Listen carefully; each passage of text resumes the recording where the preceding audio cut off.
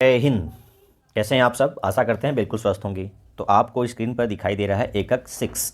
तो एकक 6 में हम लोग पढ़ने जा रहे हैं तत्वों के पृथक्करण के सामान्य सिद्धांत एवं प्रक्रम। सीधी बात कहें कि तत्वों का निष्कर्षण कैसे करते हैं, उसमें क्या क्या सिद्धांत और प्रक्रम प्रयोग करते हैं।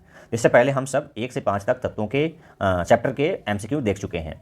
आज 10 प्रश्न लेने वाले हैं, तो चलिए स्टार्ट करते हैं।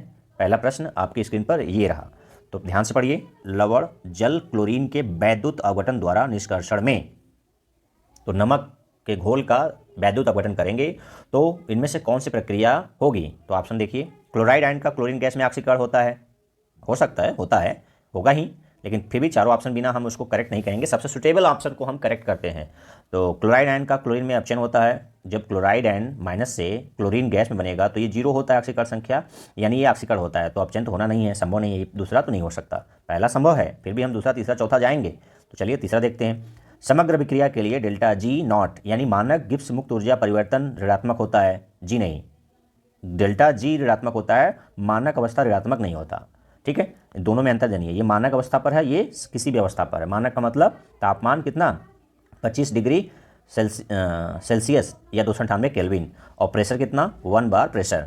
ठीक है, चलिए चौथा देखिए। विस्थापन अभिक्रिया, ये भी नहीं, तीसरा भी नहीं, दूसरा भी नहीं, तो पहला करेक्ट हो जाएगा। ठीक है, चलिए सेकंड क्वेश्चन में, सेकंड क्वेश्चन इंपॉर्टेंट है, वेरी इंपॉर्टेंट है। परावर्तनीय भट्टी में कापर ऐश को कुछ सिलिका के साथ मिलाने पर कापर मैट बनता है। कापर मैट में क्या होते हैं, यहाँ खाली स्थान है, भरना है। तो कापर मैट में मैं फार्मूला यौगिक के कंपोनेंट लिख दे रहा हूँ, अवयव लिख दे रहा हूँ, उसके हिसाब से आप जाइएगा। Cu2S कॉपर सल्फाइड और आयरन सल्फाइड होता है, दोनों का क्या होता है, मिश्रण होता है। तो कॉपर निकालने के लिए हम क्या करते हैं, सिलिका के साथ गर्म करते हैं, तो कॉपर मैट बनता है। तो कॉपर मैट में क्या क्या उपस्थित होता है, उसका ऑक्सीकरण संख्या के हिसाब से दिया है। तो ऑक्सीकरण संख्या बताइए, देख के बताइए। यहाँ पर कॉपर 2s में, Cu2s में कॉपर का कितना है, +1 है, और आयरन का कितना है, +2 है। कितना है, सेकेंड में स्टेट में है। तो कौन से कंडीशन में +1 और सेकेंड, फर्स्ट और सेकेंड कंडीशन है? तो ऑप्शन नंबर देखिए, फर्स्ट में सेकेंड है नहीं, सेकेंड है नहीं, थर्ड में देखिए फर्स्ट और सेकेंड का है, तो ऑप्शन नंबर थर्ड क्या हो जाएगा, करेक्ट हो जाएगा। कंसेप्ट समझ में आया? चलिए अगला प्रश्न देखिए। निम्नलिखित अभिक्रिया में से कौन सी स्वतः अपचयन का एक उदाहरण है? तो क्या कर रहा है, निम्नलिखित अभिक्रिया में कौन सी स्वतः अपचयन का एक उदाहरण है? हाँ जी, इसमें क्या कर रहा है, निम्नलिखित अभिक्रिया में से कौन सी स्वतः अपचयन का एक उदाहरण है? तो स्वतः अपचयन का तो सारे प्रश्न, सारे ऑप्शन हैं अपचयन के, क्योंकि देखिए फेरिक ऑक्साइड किस में हो रहा है, आयरन में क्या हो रहा है, अपचयित हो रहा है। क्यूप्रस ऑक्साइड कॉपर में अपचयित हो रहा है। क्यूप्रस आयन क्या कर रहा है, आयरन डिस्प्लेसमेंट रिएक्शन में कॉपर का अपचयन हो रहा है, आयरन का ऑक्सीकरण हो रहा है, यानी रिडॉक्स यहाँ हो रहा है। हालांकि रिडॉक्स सब में हो रहा है, लेकिन अपचयन भी हो रहा है, लेकिन यहाँ पूछ रहा है केवल अपचयन। तो देखिए कॉपर यहाँ पर किस प्लस ऑक्सीडेशन स्टेट में है, +1 में, और कॉपर सल्फाइड में भी +1 में है।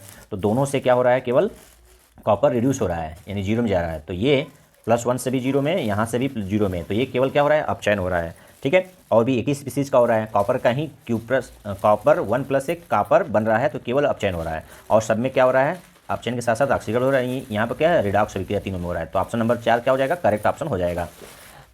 ठीक है, चलिए फोर्थ क्वेश्चन में देखते हैं। भू प्रॉपर्टी में बहुत से तत्व उपलब्ध हैं, परंतु सबसे अधिक प्रचुरता में उपलब्ध तत्व है। तो आपको पता है पृथ्वी के भू प्रॉपर्टी में सबसे अधिक तत्व कौन सा पाया जाता है, ऑक्सीजन। ठीक है, ये अधातु है, क्या है, ये अधातु है। अब यह ऑक्सीजन तो यहाँ दिया नहीं है, उसके बाद क्या पाया जाता है धातुओं में? धातुओं में एल्युमिनियम और आयरन, सबसे ज़्यादा धातुओं में एल्युमिनियम, उसके बाद आयरन, और यदि उपधातु की बात करें तो सिलिकॉन।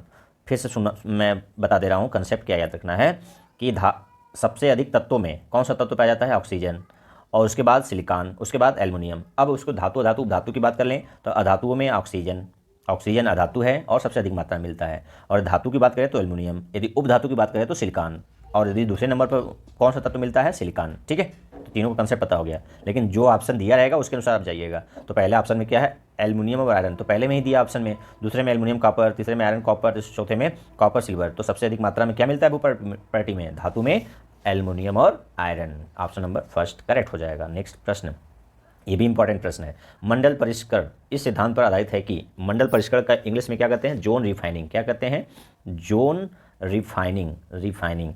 ठीक है, तो ये बहुत इंपॉर्टेंट है। क्या होता है, इसको ध्यान से पढ़िए ऑप्शन को। निम्न कथनांकी वाली धातुओं की अशुद्धियाँ आचरण द्वारा पृथक की जाती है। नहीं, आसवन द्वारा तो इसमें करते नहीं हैं। अशुद्धियाँ ठोस धातु की अपेक्षा गलित धातु में अधिक घुलनशील होती है, बिल्कुल सही है। फिर भी सेकेंड के बाद थर्ड और फोर्थ भी जरूर आप पढ़ा करिए। किसी मिश्रण के विभिन्न अवयव किसी और अधिशोषक पर अलग अलग अधिशोषित होते हैं, तो क्या होता है, ये तो क्रोमेटोग्राफी वाला होता है, ये भी नहीं है।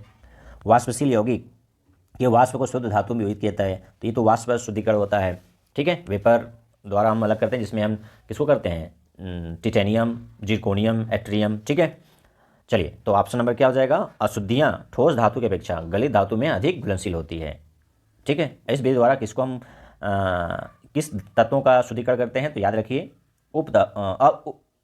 क्या बोलते हैं उसको, सेमीकंडक्टर यानी अर्धचालक, सिलिकॉन, जर्मेनियम और इसके साथ साथ गैलियम भी, यानी 3 तत्वों का निष्कर्षण यानी परिष्करण हम किसके माध्यम से करते हैं, मंडल परिष्करण माध्यम से करते हैं। ठीक है, इस सिद्धांत पर आधारित है। अगला प्रश्न, सल्फाइड एस से कापर के निष्कर्षण में क्यूप्रस ऑक्साइड का अपचयन किस अपचायक द्वारा करके धातु प्राप्त की जाती है। ठीक है, तो अभी आपको ने बताया मैं कि Cu2O अभी नहीं बताया था, लेकिन मैं इससे रिलेटेड बताया था कि जब Cu2S होता है और इसमें FeS होता है, तो इसको कापर मैटी यानी सिलिका के साथ क्या करते हैं, इसको गर्म करते हैं परावर्तनीय भट्टी में, तो ये क्या होता है, कॉपर ऑक्साइड में बदल जाता है। कॉपर ऑक्साइड में बदलने के बाद इसको हम किससे क्या कराते हैं, किस अपचायक की उपस्थिति में इसको क्या कराते हैं, कॉपर प्राप्त करते हैं। तो ध्यान दीजिए, स्वतः अपचयन वाले अभिक्रिया में, इसके प्रश्न दिखा दे रहा हूँ मैं, स्वतः वाले में देखिए, स्वतः अपचयन का उदाहरण क्या था, क्यूप्रस ऑक्साइड और क्यूप्रस सल्फाइड दोनों आपस में क्रिया करके क्या हो रहा था, कॉपर बन रहा था। तो ये ऑप्शन में आ गया फिर से, तो किसके द्वारा अपचयित कराते हैं, क्यूप्रस सल्फाइड द्वारा। ठीक है, क्यूप्रस सल्फाइड द्वारा जब इसको अपचयन कराएंगे तो कॉपर मिल जाएगा। ठीक है, ओके। नेक्स्ट 7वां क्वेश्चन, लवण जल का वैद्युत अपघटन अक्रिय इलेक्ट्रोडों का उपयोग करके किया जाता है, एनोड पर होने वाली अभिक्रिया है। अभी पहला प्रश्न क्या था, क्लोरीन का लवण जल अपघटन, नहीं, लवण जल अपघटन करने पर क्लोरीन किस में बदलता है, क्लोराइड एंड क्लोरीन गैस में ऑक्सीकृत होता है। प्रश्न वही है, लेकिन इसमें क्या कर रहा है, एनोड पर होने वाली अभिक्रिया। तो एनोड पर होने वाली अभिक्रिया क्या होगी, तो आपको याद होगा पहले प्रश्न में क्या क्लोराइड था ना, क्लोरीन में ऑक्सीकृत हो रहा था, तो यही घटना क्या होगी, इस प्रश्न का भी यही आंसर होगा, एनोड पर क्या होगा, क्लोराइड एंड क्लोरीन गैस में ऑक्सीकृत होगा। जबकि होना क्या चाहिए था, पानी का किस में होना चाहिए, ऑक्सीजन गैस। लेकिन ये मैंने बताया था कभी इलेक्ट्रोकेमिस्ट्री वाले में कि जिसका इलेक्ट्रोड विभव जितना, मानक इलेक्ट्रोड विभव जितना कम होगा वो जल्दी एनोड पर ऑक्सीकृत होगी।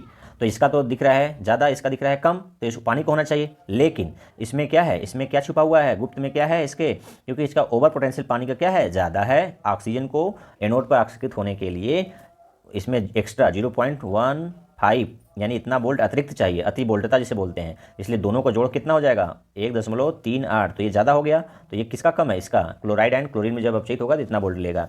और सबका क्या है, ये हाइड्रोजन तो कैथोड पर होता है, सोडियम भी कैथोड पर होता है, तो ये तो दोनों होना नहीं है। इन दोनों में से किसका होगा, क्लोराइड एंड क्लोरीन में अपचयित होगा, सॉरी ऑक्सीकृत होगा। अगला, एनोड पर हमेशा ऑक्सीकरण होता है। अगला, एल्युमिनियम के धातु कर्म में क्या भरेंगे, एल्युमिनियम में ऑक्सीकृत होता है, जी नहीं। फिर से देखते हैं, एल्युमिनियम आयन एल्युमिनियम में ऑक्सीकृत होता है, नहीं। एल्युमिनियम में आता तो अपचयित न होता, तो ऑक्सीकृत की बात बोल रहा है, नहीं। ग्रेफाइट एनोड कार्बन मोनोऑक्साइड और कार्बन डाइऑक्साइड में ऑक्सीकृत होता है, बिल्कुल सही। ग्रेफाइट क्या है, कार्बन से बना हुआ, ये कार्बन मोनोऑक्साइड CO और CO2 दोनों ही बनाता है एनोड पर। ठीक है, और तीसरा क्या ऑप्शन है, एनोड पर ऑक्सीजन की ऑक्सीकरण अवस्था परिवर्तित हो जाती है, नहीं। ऑक्सीजन की ऑक्सीकरण संख्या हमेशा -2 रहती है इस एल्युमिनियम के धातु कर्म के निष्कर्षण में, तो ये तो होना नहीं है। थर्ड भी नहीं होगा, फर्स्ट भी नहीं होगा। फोर्थ देखिए, प्रक्रिया की समग्र अभिक्रिया में ऑक्सीजन की ऑक्सीकरण अवस्था परिवर्तित होती है। ठीक है, एनोड पर ऑक्सीजन, नहीं, ये भी नहीं होगा। थर्ड भी नहीं होगा, सेकेंड होगा। ठीक है, ग्रेफाइट एनोड कार्बन मोनोऑक्साइड और कार्बन डाइऑक्साइड में ऑक्सीकृत होता है। ठीक, अगला प्रश्न, वैद्युत अपघटनीय परिष्करण का उपयोग निम्नलिखित में से किन धातुओं के शुद्धिकरण हेतु किया जाता है। वैद्युत अपघटनीय परिष्करण का उपयोग किस धातुओं के लिए किया जाता है, तो सक्रिय धातु के लिए किया जाता है, जैसे सोडियम, मैग्नीशियम, Mg, फिर से सोडियम, मैग्नीशियम, कैल्शियम, ठीक है, जिंक, कॉपर, इन सब के लिए क्या किया जा सकता है, वैद्युत अपघटनीय परिष्करण किया जाता है। तो किस ऑप्शन में ये मेटल हैं, तो देखिए इसमें कॉपर और जिंक है, तो पहले ऑप्शन में क्या हो जाएगा करेक्ट। जबकि जर्मेनियम धातु, अधातु और उपधातु, जर्मेनियम क्या है, उपधातु या उसको सेमीकंडक्टर या अर्धचालक कहते हैं। चलिए जिरकोनियम और टिटेनियम इसको किससे करते हैं, वन आर्किल मेथड द्वारा करते हैं। जिंक और मरकरी नहीं, इसको तो लिक्वेशन द्वारा करते हैं। तो कैसे किसको करते हैं, कॉपर और जिंक को। ऑप्शन नंबर पहला हो जाएगा। अगला इंपॉर्टेंट प्रश्न फिर से हो गया, गोल्ड और सिल्वर के निष्कर्षण के लिए धातु का साइनाइड आयन के साथ निक्षालन किया जाता है। धातु प्राप्त की जाती है कैसे, तो ऑप्शन के अनुसार जाइए, संकुल आयन में से धातु को किसी दूसरी धातु से विस्थापित किया जाता है। बिल्कुल करेक्ट है। फिर भी तीसरा, पहले के साथ दूसरा, तीसरा, चौथा आप जाइए, सबसे सुटेबल ऑप्शन को लगाना होता है। संकुल आयन का भाजन करके नहीं, निस्तापन के पश्चात भाजन करके नहीं, धातु संकुल का उसमें अपघटन करके नहीं। तो ऑप्शन नंबर पहला क्या करते हैं कि जो मेटल साइनाइड होते हैं, मेटल साइनाइड, ये मेटल क्या हो सकते हैं, गोल्ड हो सकते हैं, Au या Ag, दोनों ही हो सकते हैं। इसको क्या करते हैं, रिप्लेस करते हैं, यानी डिस्प्लेसमेंट किससे, जिंक द्वारा या सोडियम द्वारा। इसको क्या कर देते हैं, एक्टिव मेटल द्वारा इसको डिस्प्लेस कर देते हैं। तो संकुल आयन में से धातु किसी दूसरी धातु से विस्थापित करके। ठीक है, तो ऑप्शन नंबर क्या हो जाएगा, फर्स्ट। तो ये 10 प्रश्न थे। इनमें से आपको कितने प्रश्न का आंसर पहले से पता था, कमेंट बॉक्स में लिखना ना भूलें। तो आज के लिए इतना ही। जय हिंद, जय भारत।